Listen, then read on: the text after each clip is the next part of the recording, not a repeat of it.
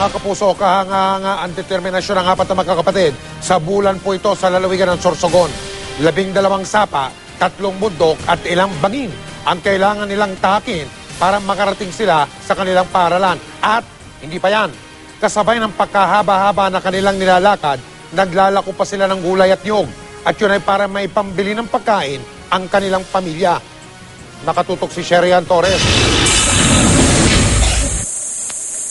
Mabato, maputik at masukal. Ito ang daang sinusuong ng magkakapatid na Jerome, Jocelyn, Sharon at Fe patungo sa kanilang paaralan sa Barangay Monte Calvario sa Bulan, Sorsogon. Hindi biro ang nilalakad ng magkakapatid dahil sa unang bundok pa lang na dapat nilang tawirin, nagkakandadulas na sila. May mga sapa rin silang tinatawid.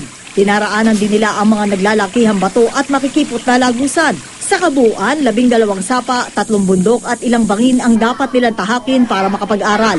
Pagdating nila dito parang pagod na pagod. Okay naman sila.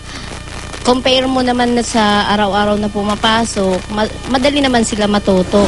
Sa mahaba nilang lakaran, kailangan nila magbitbit ng gulay at niyog. Ibinebenta nila ang mga ito para may maipambili ng pagkain at gas na gagamitin sa pailaw pagsapit ng dilim.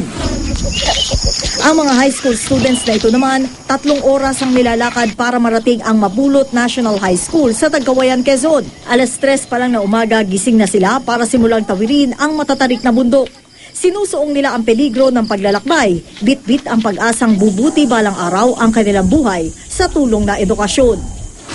Ligtas mang nakarating na eskwelahan, aksidente rin ang inabot na isang grade 1 pupil sa loob mismo ng paaralan sa Coronadal City.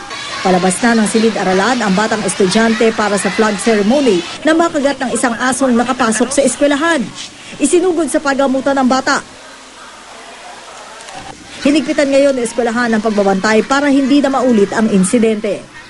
Sherian Torres, nakatutok, 24 oras.